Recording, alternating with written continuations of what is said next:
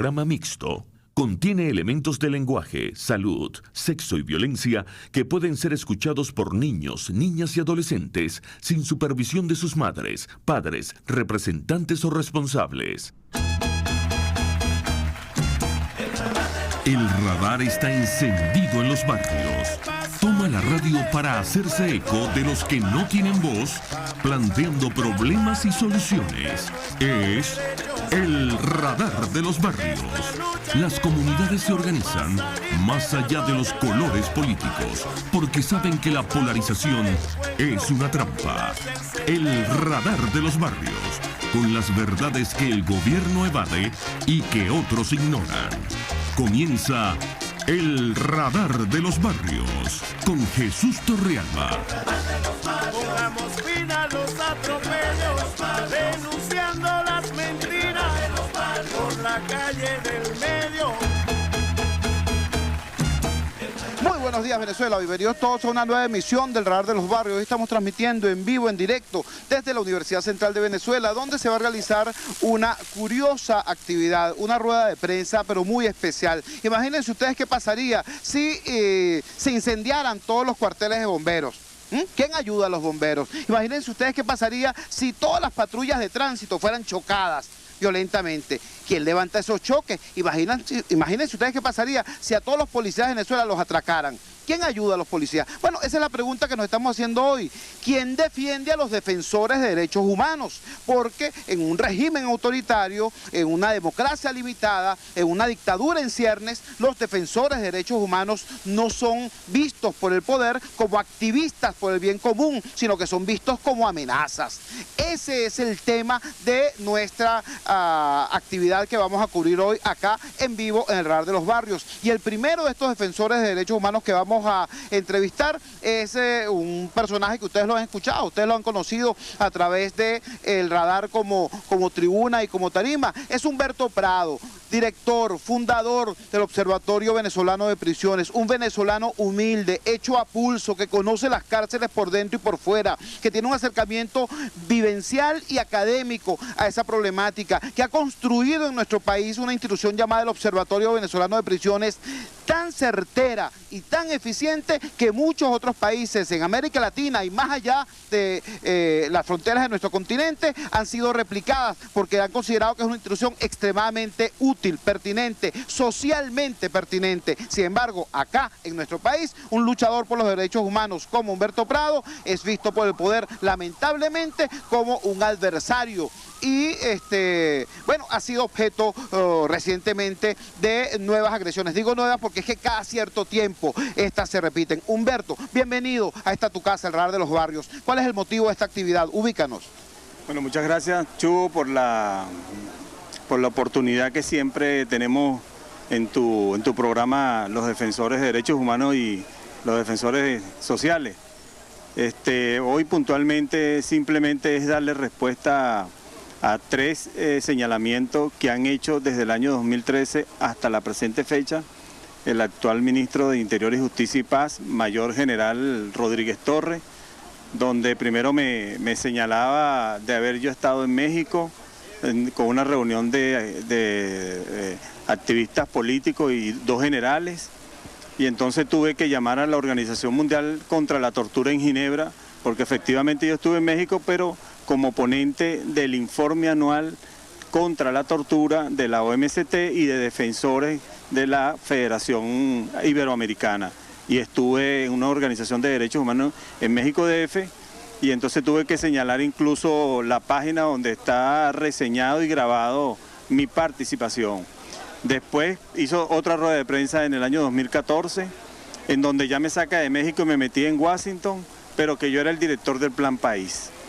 Y entonces le dije que efectivamente yo estuve en Washington en el mes de marzo, pero yo siempre voy en el mes de marzo y de octubre, invitado por la Comisión Interamericana de Derechos Humanos, a participar en las audiencias, en el periodo de audiencia, donde van todas las organizaciones de las Américas a presentar casos de violación de derechos humanos.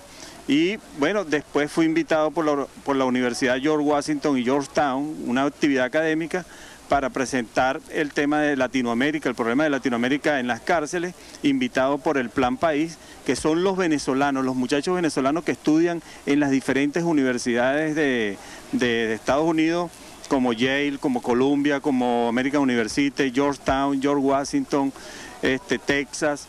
Y bueno, yo me sentí privilegiado en que me hayan invitado y les hablé de la situación de Venezuela, de la situación de Latinoamérica y di las recomendaciones según lo que establece nuestra Constitución y los estándares internacionales, y me hicieron incluso un reconocimiento en el propio auditorio de la exposición que había realizado. Pero ellos siempre invitan a personas expertas en el área ambiental, de derechos humanos, en el área de educación, para mandar a Venezuela.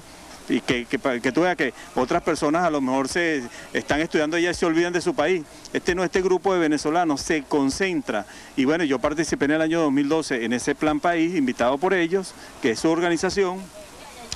Después la hicieron en Nueva York, en la Universidad de Columbia, y ahora la hicieron en Harvard, en la Universidad de Boston, en el año 2013. Entonces, ahora me saca de Washington y ahora me dice simplemente que es que yo soy un desestabilizador.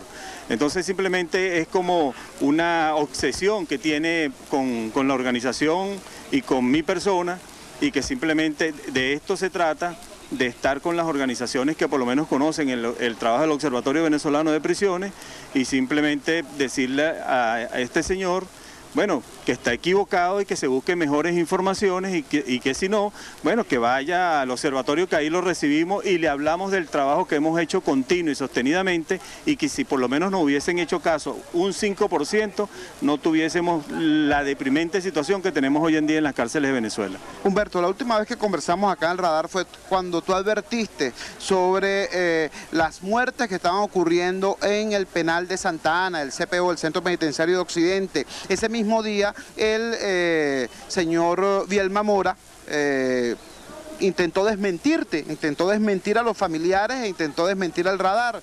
Luego la ministra Iris Valera dijo que no eran 4 sino 5 los muertos que habían ocurrido en ese penal. La cifra, posteriormente nos enteramos que en realidad fue incluso superior.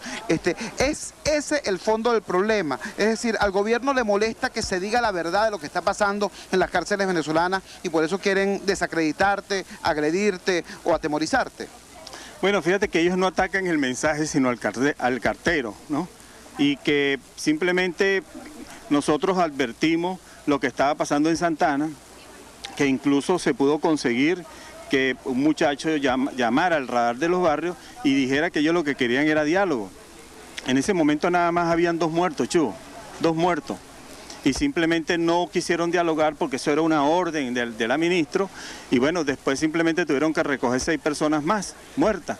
Y entonces pienso que lamentablemente no hay de parte del Estado venezolano una política de apertura de oír, así sean las cosas que tú no quieras oír, pero son simplemente accesos que le dan a la sociedad civil para que por lo menos muestre su inquietud y su preocupación y digan lo que pueden estar ellos viendo que no ve el propio Estado venezolano, y que lamentablemente por la situación que se presenta hoy en día en las cárceles de Venezuela es lo que nosotros tenemos lamentablemente, y lo que seguimos haciendo y no lo vamos a dejar de hacer es seguir en contacto con la población reclusa, es seguir en contacto con los familiares de los diferentes reclusos, es seguir dándole acompañamiento a los familiares, a los diferentes organismos para que no se los vacilen, como se dice vulgarmente, y para que no los peloteen, e interponer las acciones que tengamos que interponer y seguir llevando los casos a nivel del sistema interamericano y del sistema universal de los derechos humanos. Ese es el trabajo de los defensores de derechos humanos, no lo vamos a dejar de hacer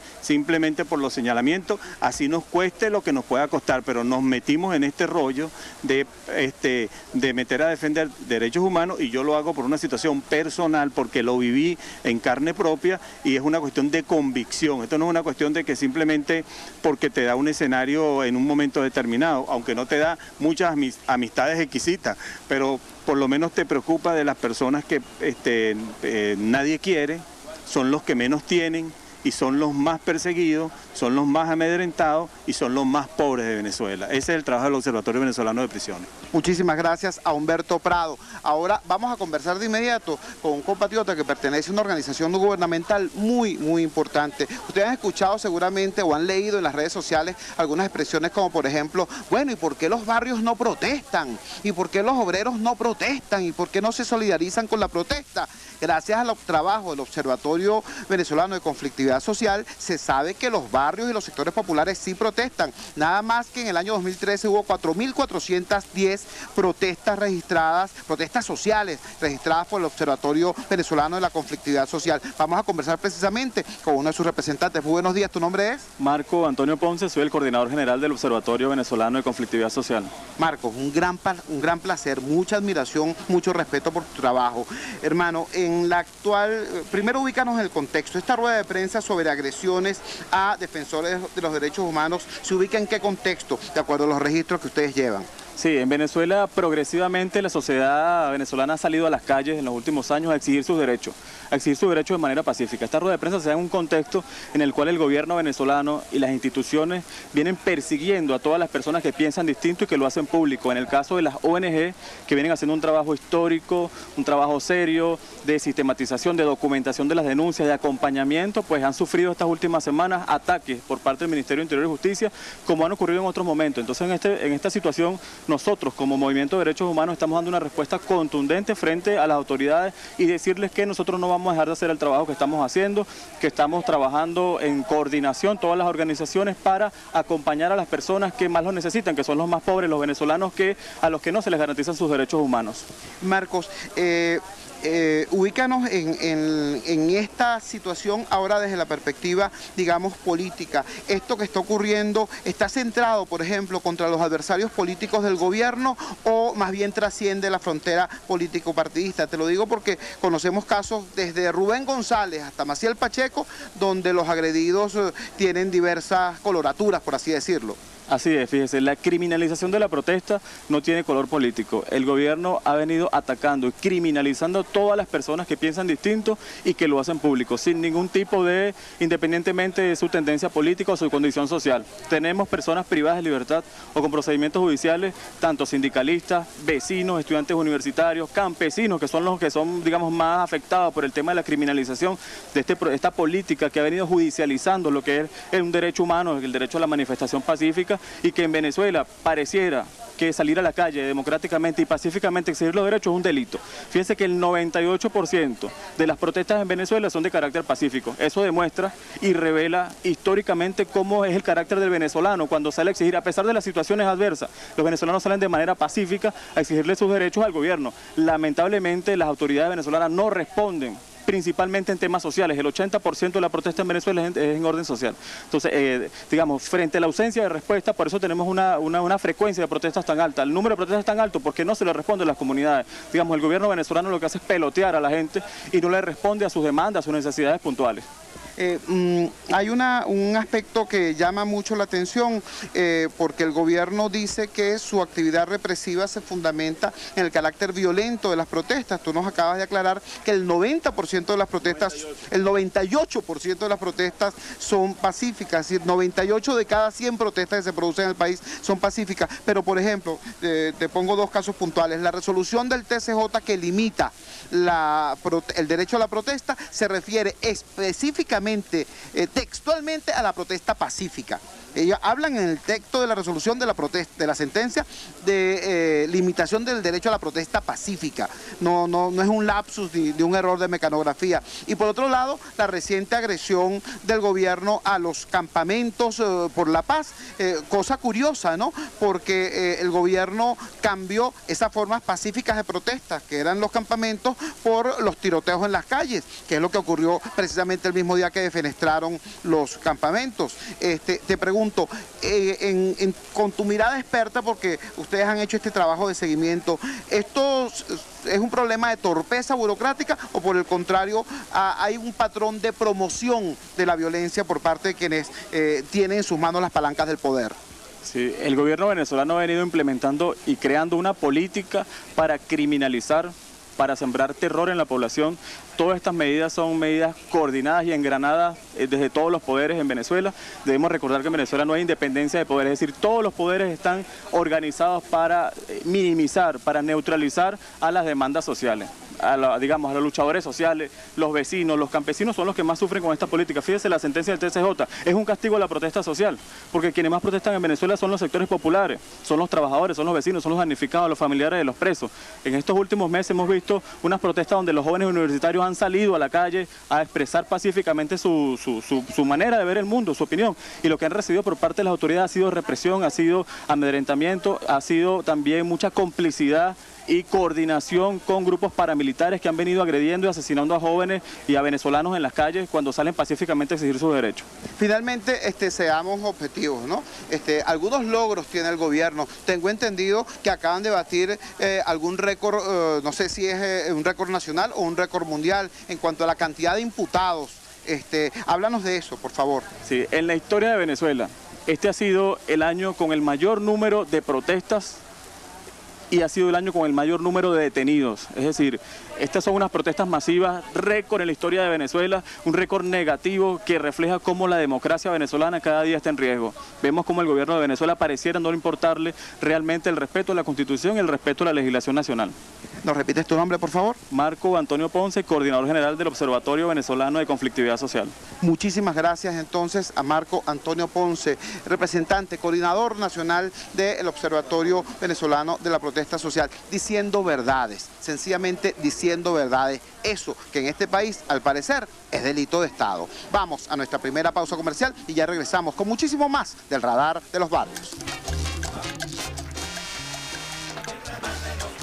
Usted escucha el Radar de los Barrios por RCR 750 AM.